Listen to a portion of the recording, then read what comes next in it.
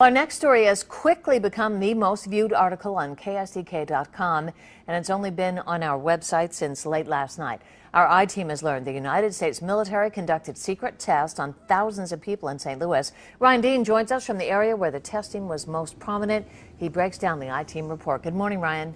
Good morning, Jennifer. I am standing where the once infamous Pruitt-Igoe housing complex once stood. It was torn down in the 70s, but at one time it was home to 10,000 low-income people. And according to research that will go public today, this is where most of the testing happened back in the 50s and 60s. Now, a sociologist professor at St. Louis Community College, Lisa Martina Taylor, has made it her life's work to uncover details of the Army's ultra-secretive experiments carried out in St. Louis. She says the Army sprayed zinc cadmium sulfide into the air. She claims people living at the complex unknowingly inhaled this compound morning, noon, and night so the government could measure its effects on their lungs. The cover story back then was the Army was testing smoke screens to protect cities from the Russian attack during the Cold War. Now, the truth, according to Martina Taylor, was it was much more sinister than that. Now, the professor says what the Army did back in the 50s and 60s here in St. Louis violated medical ethics and its military's own policies. Now, what I urge you to do is go on KSDK.com. A more in-depth piece is there. You'll see by the I-team. It was done last night. It will lay out everything that this report talks about. That's on KSDK.com under headlines. Now, if you are interested in hearing from Martina Taylor, she's actually doing a presentation tonight at St. Louis Community College, the Merrimack campus, and that's at 3:30.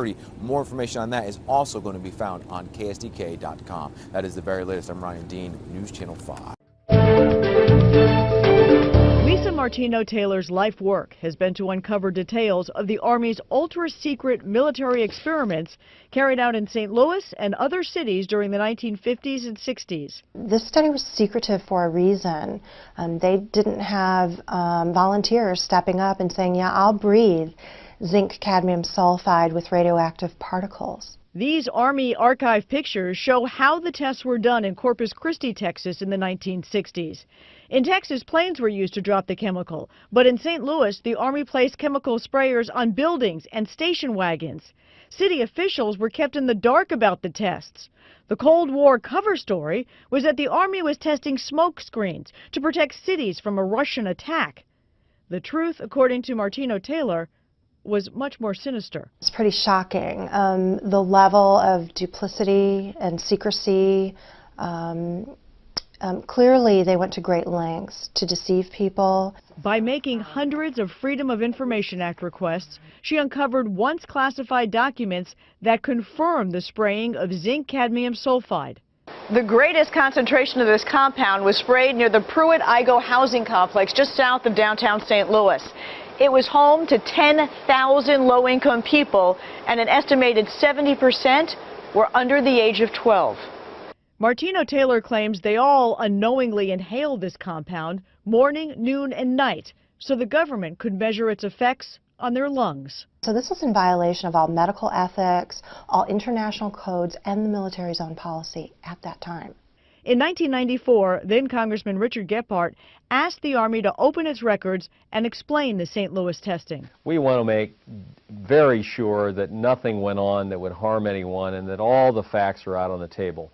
Documents released in the 90s show the Army placed sprayers on this former Knights of Columbus building on Lindell and in Forest Park. The Army always insisted the chemical compound was safe. Martina Taylor believes documents prove otherwise.